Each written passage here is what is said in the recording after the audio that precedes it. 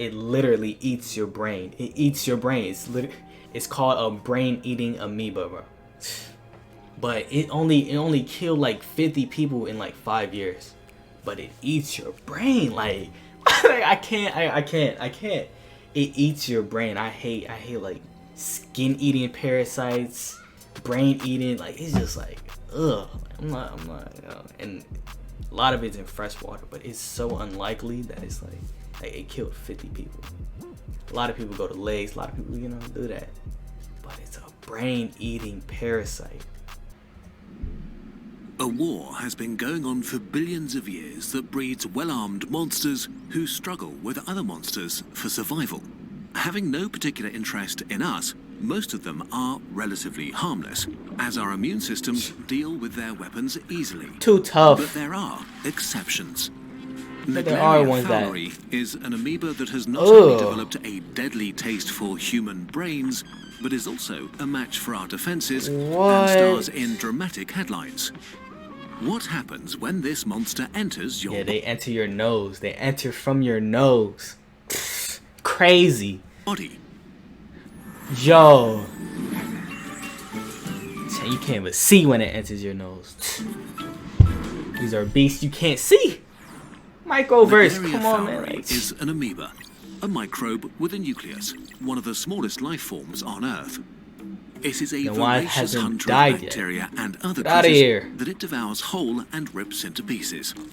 Like many amoebae, it is able to transform into different stages that help it survive. But most of the time, Naegleria fowleri is in its trophozoite stage, during which it looks like a squishy blob with tiny arms, and hunts, divides, and thrives.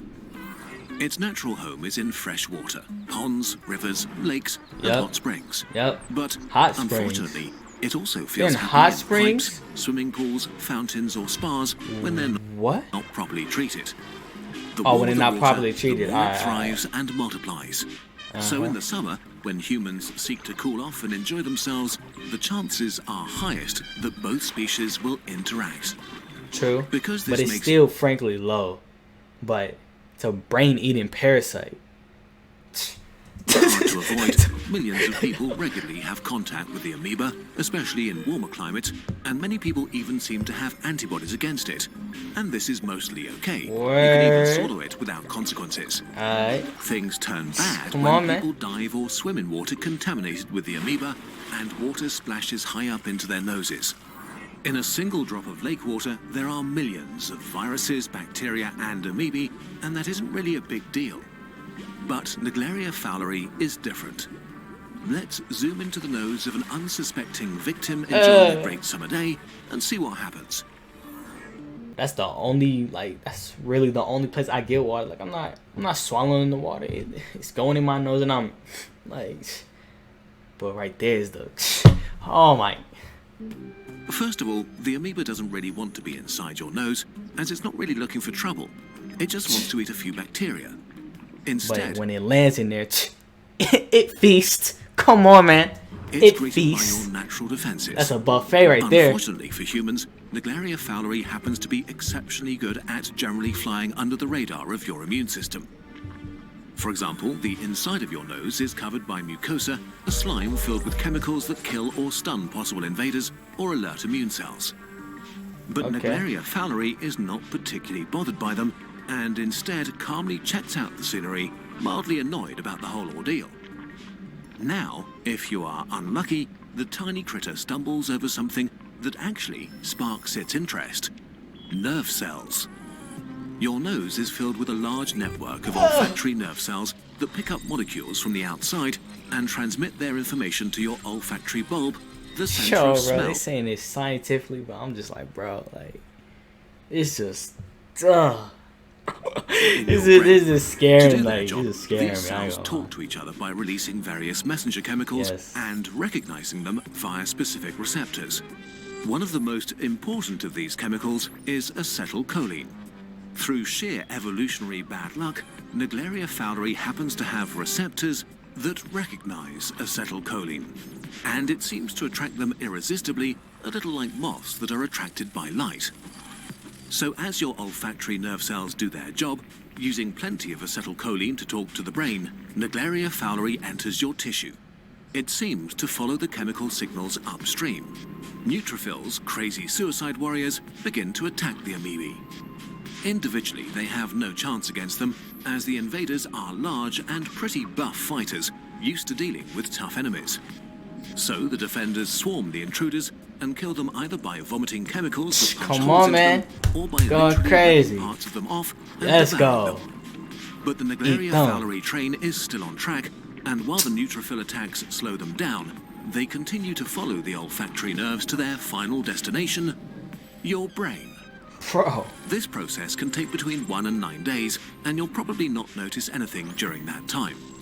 Until the amoebae reach the olfactory bulb, the center of smell and entrance to your brain. Your brain cells are nothing more than helpless victims, and they all release that wonderful acetylcholine. Naegleria fowleri initiates a massacre and releases an onslaught of various attack molecules. Some of them are basically little bombs that rip holes into your cells on contact so their pieces can be eagerly consumed. But Naegleria fowleri is now multiplying, and it's also becoming really creepy. In a feeding frenzy, it can develop up to a dozen suckers called food cups. Get that out of my face, bro. The amoebae engage your brain cells, suck them in, and rip large bites out of them while they're still alive. Now things escalate quickly, and the disease that will kill you sets in. Alerted by the massacre, millions of immune cells, neutrophils, eosinophils, and microglias invade the infected tissue. Which is a problem. Your immune system is dangerous and not exactly a careful fighter. It's like burning down a forest to kill the wolves. Come on, man.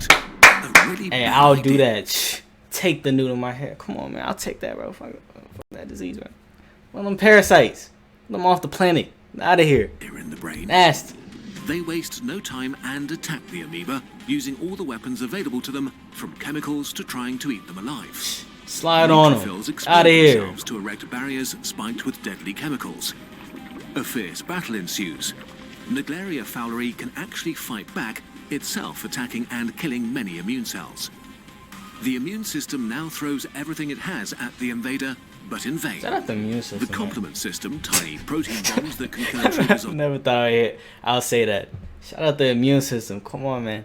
Shout out the immune system. their own, are easily disabled. Antibodies, usually one of your super weapons, are just destroyed or swallowed. A high fever that usually slows enemies down does nothing, as the amoeba actually thrives in the heat. All the while, the amoebae continue to multiply, fight, and devour your brain cells. A disastrous chain reaction is taking place.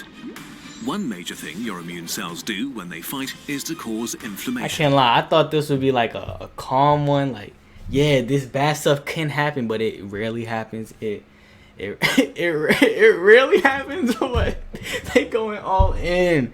Yo, he adding 5 mouths to it. Yo, it's your immune cells panicking. Yo, it's like dropping a nuke on them, but they zombies. They going crazy. They still eating your brain. Come on, man. Like having a high fever, but that's, guess what? It helps them. Come on, you're helping them. They're chilling in the hot tub. Which directs large amounts of fluid from your bloodstream into the site of an infection. So as the battle rages on without a clear winner, more and more fluid enters the brain. At this point, the human will feel symptoms that quickly escalate. It all begins pretty vaguely: a headache, fever, nausea, and vomiting. As the battle spreads rapidly through the brain, serious symptoms appear, from confusion, inability to concentrate, to fatigue, seizures, and hallucinations. The brain swells up massively, but can't expand due to the bones surrounding it. So it compresses and disables the brainstem that controls things like breathing. Usually within a week, the patient dies. Up to 97% of the patients infected by the amoeba share this fate. In almost all cases, by the time an infection by Naegleria fowleri is recognized, the disastrous battle for the brain is already so far along that there is almost nothing to be done.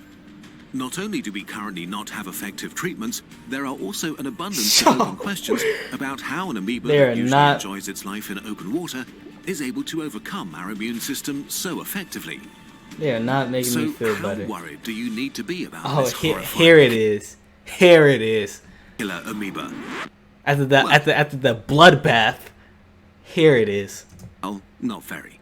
While the Naegleria fowleri is clearly extremely deadly, and the infection truly horrible, there have only been a few hundred cases in the last few decades. Oh, 381 since 1937. Shouldn't after the bloodbath. Like, come on, how am I supposed to? I'm panicking. I'm never going to a lake again, bro. Like, what? I'm sitting on this. Hey, y'all have fun. Enjoy the brain. Yo, bro. I ain't doing more likely that. to drown in a pool than to get infected. True. Not only does the amoeba need to be flushed high up your nose, it also needs to get a good grip, and it also has to make its way through the first lines of your defenses. Ultimately, Naegleria fowleri is neither evil nor a huge public health risk. But every year, some unlucky people have to deal with it. We still have so much to learn about it, and until we find a way to treat it, Naegleria fowleri will continue to be this vague and horrifying thing, hunting in puddles and lakes, and sometimes pools. Usually for bacteria, and very occasionally Brain cells. for people. Your brain. I can't lie. Oh, hey, Crazy. Hey, how long was the bloodbath versus the chill out guys? The chill out guys was like what, a minute? The bloodbath was like 7. Okay, man. Okay. Just look at all these amazing posters full of humbling visualizations. I was gonna buy like a poster of like your life. Like it had each week. I was gonna get that. Like X out per week. Till I died. I mean, yeah, until I died, probably. But yeah, I'm out. Like, subscribe, have a fantastic day. Subscribe to Kurt's Guard. So it's only when it's far up. If they get that fact wrong, I could be gone. Bruh, if they get that fact wrong, it kills 97% of people. That's a crazy rate. That's a crazy rate. I don't care if it affects 400 people in the last 100 years, bro. It could be me.